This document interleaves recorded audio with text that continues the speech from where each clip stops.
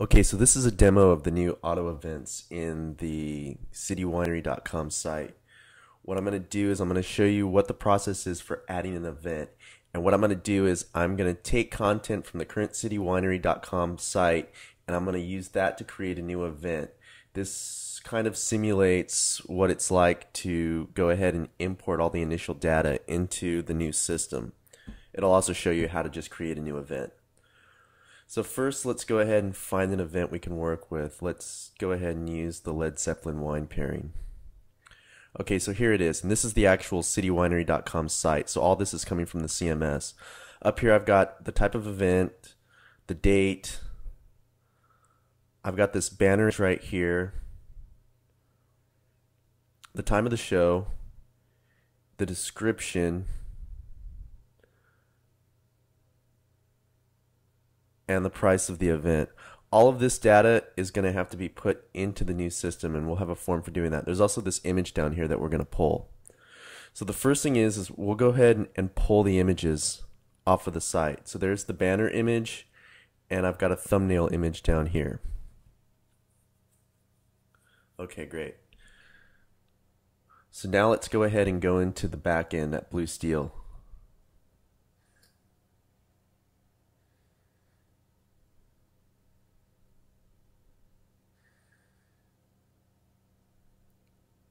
Just log in.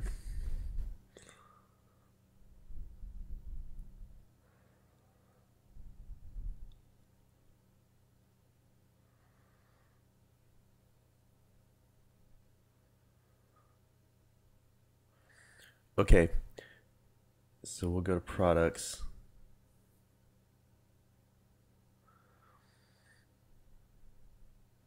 This is going to be a seated event, so I'll go ahead and create a seated event.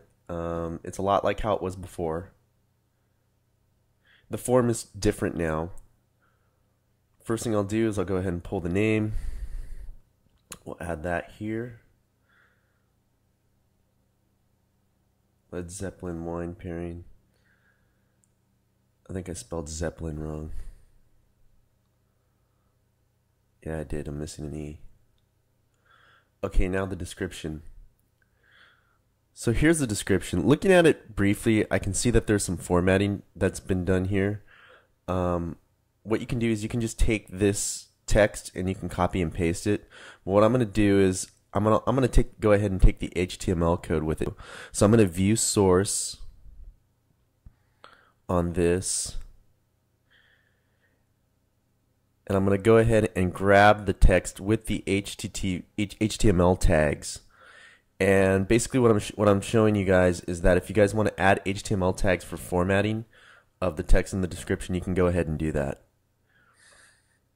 So we'll grab this text with the tags.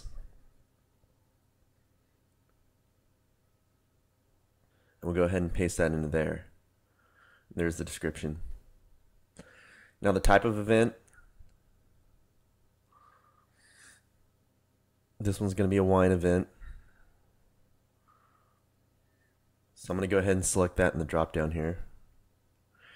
Okay, now with the times for the show, we have an event seating time and an event show time. I'm going to leave the event seating time blank because we don't have a seating time for this event. In the next video, I'm going to show you how to go ahead and use that. So we'll just skip that and leave it blank for now. Then we'll go ahead and pull up this drop down. And this drop down will allow you to go ahead and pick any date, plus it'll also let you set the time. So let's go ahead and make an 8 p.m. start. And I'm just picking April 29th arbitrarily, but you would get the actual date from the site. Okay, so now we're going to go ahead and enter the prices for the different seating classes. I'm just pulling those off of the site.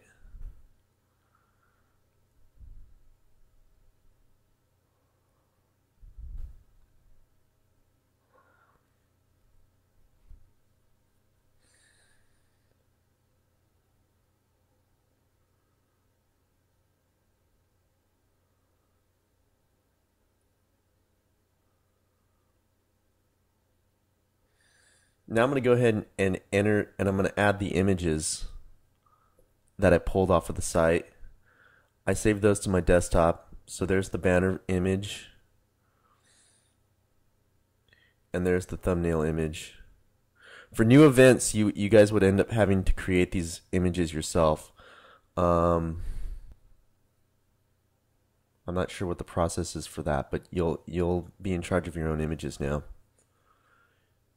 Okay, we got those entered. That's pretty much it. That's the basics of creating a seeded event. I'm going to go ahead and submit that.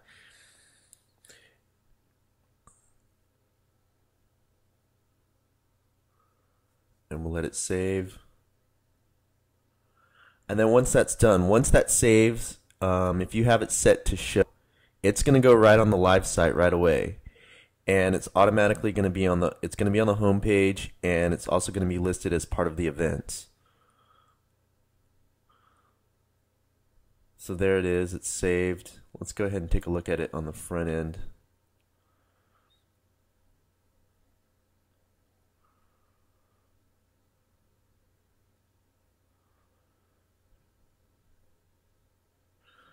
And there isn't much here to say that isn't different from before. It's pretty much the same thing. And I'm running this locally on my own computer, but this is basically the same thing is going to happen on the citywinery.com site, and that's pretty much it.